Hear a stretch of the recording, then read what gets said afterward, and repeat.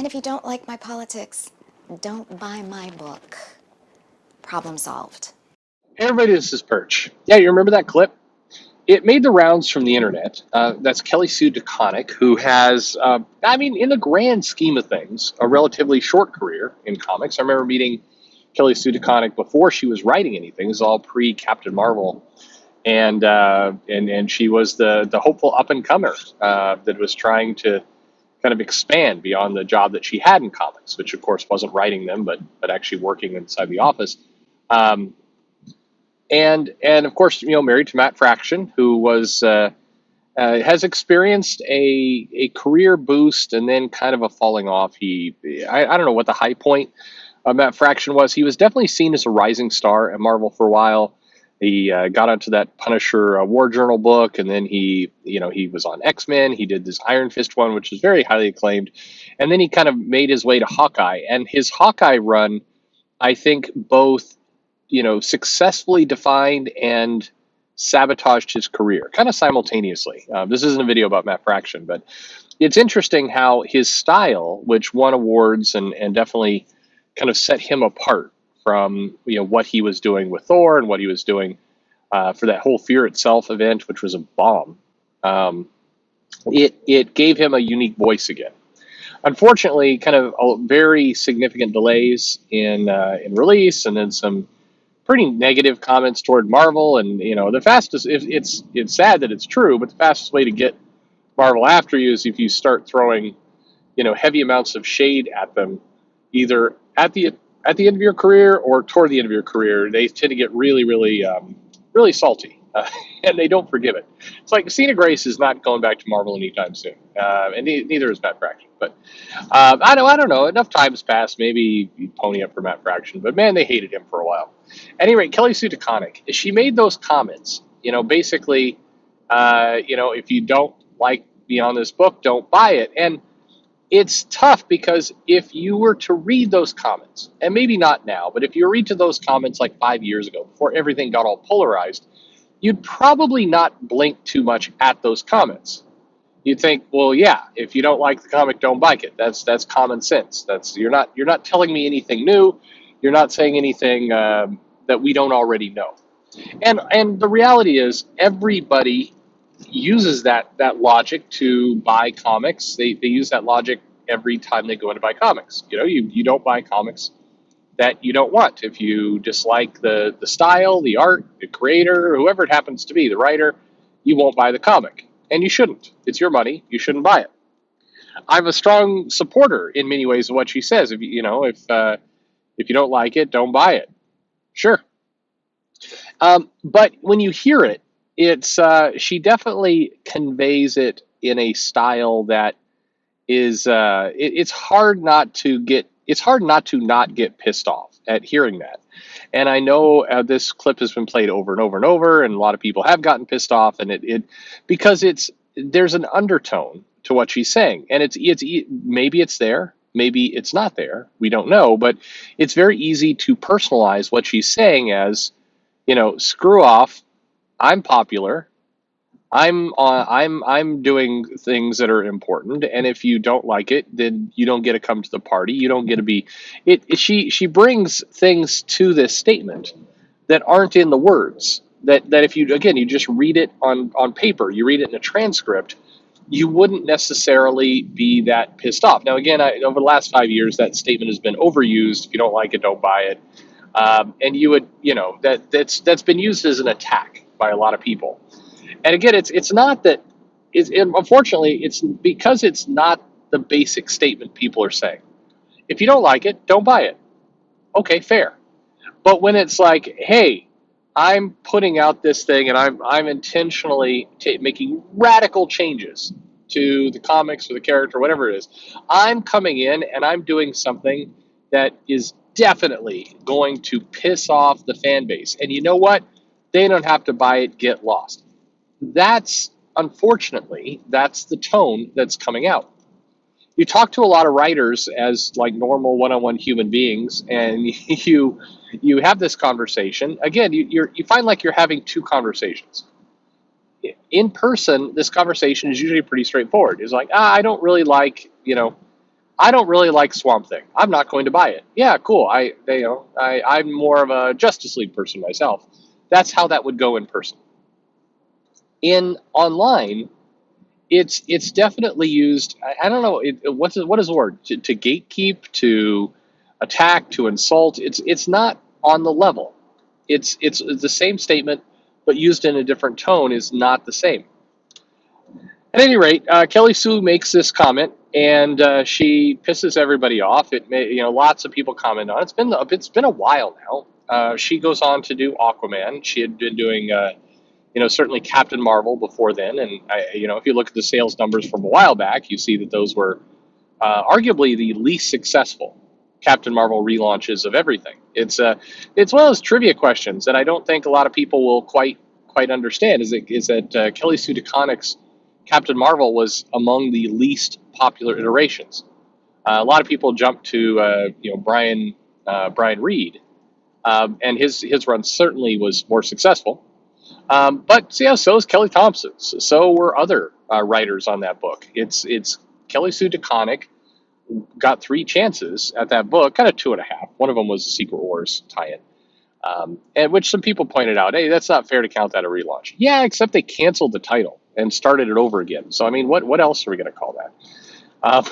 They didn't return back to the old numbering after it was over. This wasn't a limited series. This was a halt and then another series. It's curious though, because she goes on to Aquaman. Aquaman does not do well. I'm doing those numbers. I really wish, by the way, the people who are asking, like, hey, you should look at this title. Like, give me some entertaining titles. Like, stop. Like, please do Squirrel Girl and America and Aquaman. It's like, please, make your life crappy by giving a lot of numbers about these books. I'm joking, of course. You can ask whatever you want. But she goes on Aquaman. Aquaman sales don't do very well. Now, what you'll see in the numbers is that the sales, they don't do terribly worse from what came before it. You have to go back a ways before you start to get to higher numbers.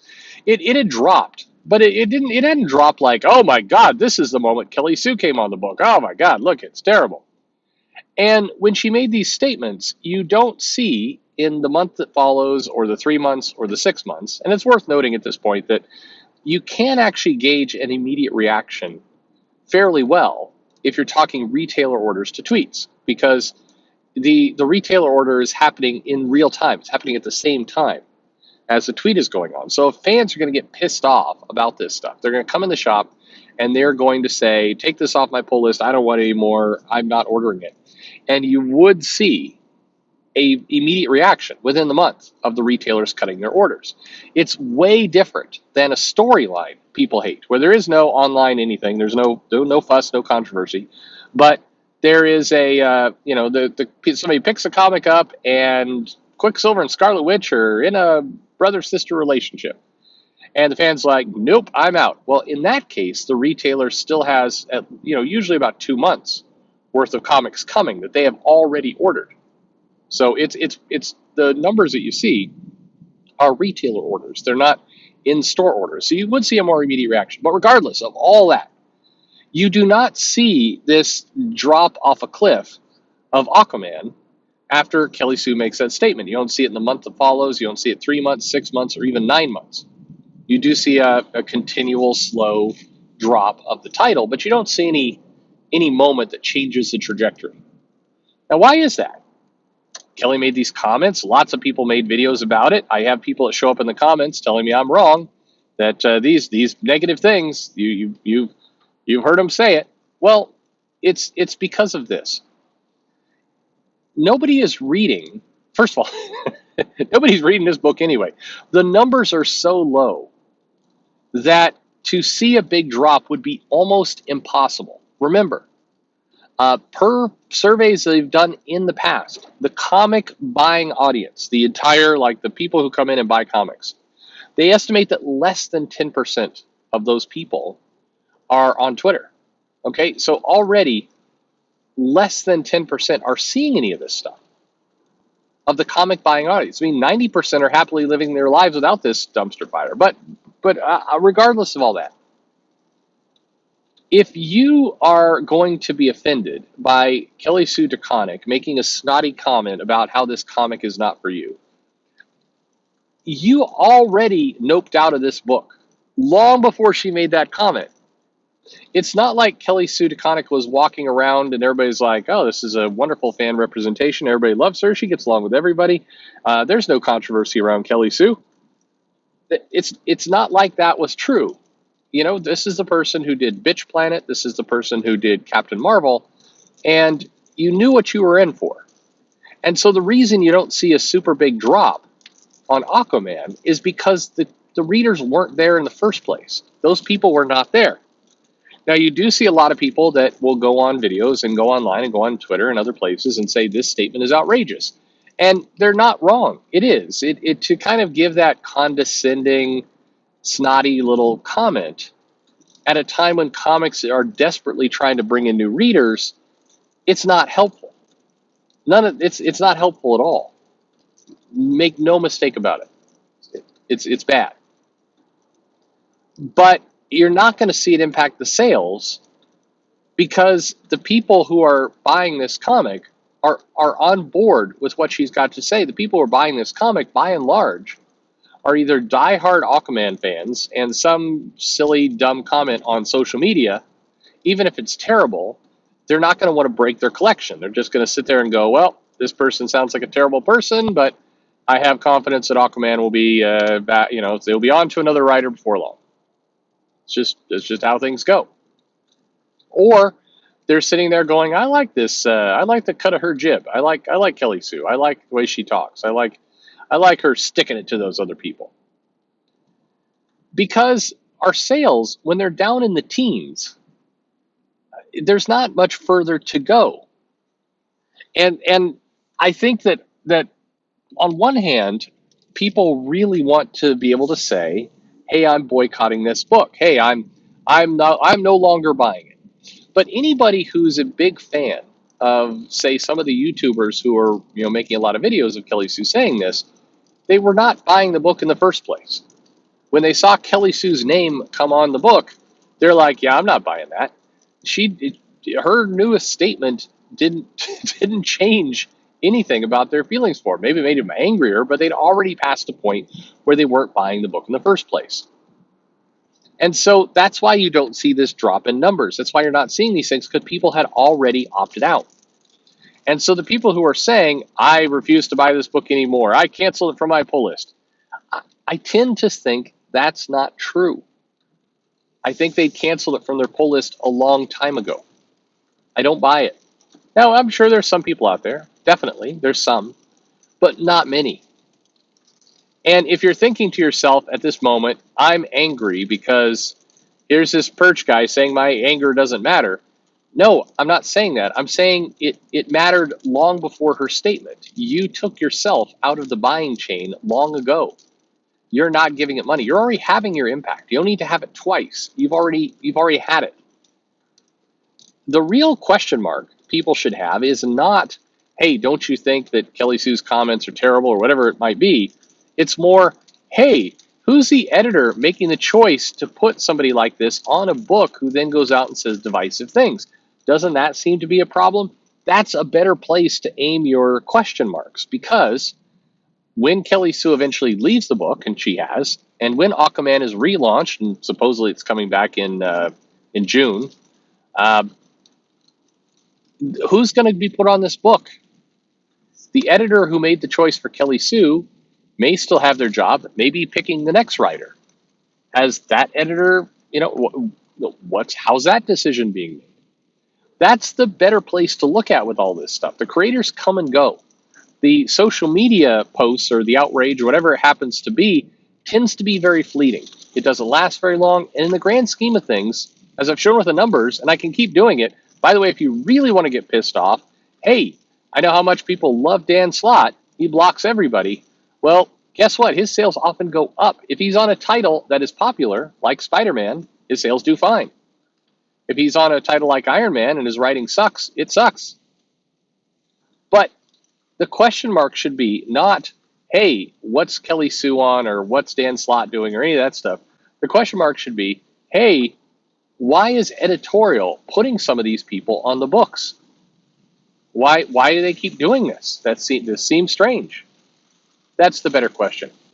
But what's your question? Leave it in the comments below. Let me know your thoughts on the matter. I know some people really hard disagree with this.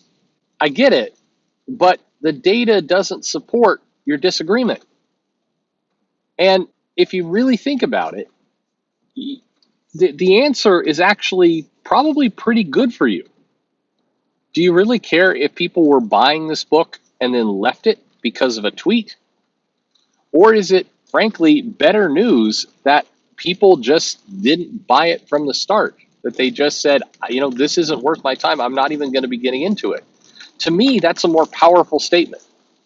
But your mileage may vary. Let me know in the comments below. Like and subscribe if you want to reach out to me. All the information in the description and all the rest. Thanks for listening.